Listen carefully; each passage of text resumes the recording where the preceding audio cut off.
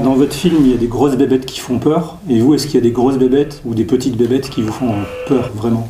Moi, je suis très bon client et je suis très, pas peureux, mais j'ai toujours cet instinct quand je rentre chez moi de regarder sous le lit, de regarder dans le placard, de vérifier qu'il n'y a personne.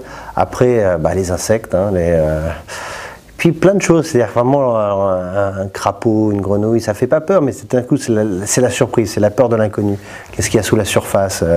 Les araignées aussi, les oiseaux morts surtout. Donc, non, j'en ai pas mal. Vite, t'as entendu?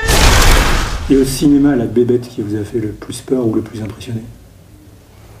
Alors, le dernier vraiment sursaut au jump que j'ai eu, c'était le plan final de Ennemi de Villeneuve. L'araignée. Ouais, pour ceux qui l'ont pas vu. Ça, alors là j'ai fait un bond, mais c'était... Parce qu'on peut absolument pas imaginer. Ah non, non, non. Et ça m'a vraiment, c'est resté avec moi.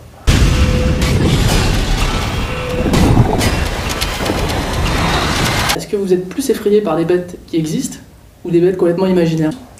Alors j'ai un rapport, c'est vrai que je me pose souvent la question entre le réel et la science-fiction et le surnaturel. Et c'est vrai que je suis, je pense, client des deux. C'est-à-dire qu'Alien me terrifie. La bête est de retour.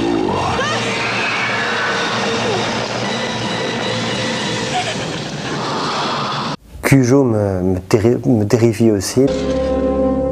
Cujo?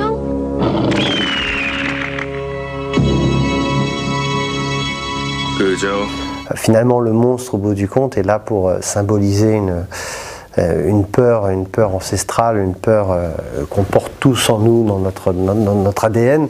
Et finalement, que ce soit une créature de l'espace ou un chien enragé, eh ben, on arrive au même résultat, c'est-à-dire qu'on a une confrontation où on se sent remis en cause dans notre existence et dans cette confrontation avec le monde sauvage. Je ne t'abandonnerai pas! Et enfin, quel autre animal un peu imposant, un peu impressionnant, que vous pourriez mettre en scène dans un autre film? Moi, je rêve d'araignée. Je rêve de revenir sur quelque chose de beaucoup plus petit. Il y a quelque chose qui est fascinant dans la peur des araignées. Les araignées sont peut-être les animaux qui font le moins de victimes dans le monde.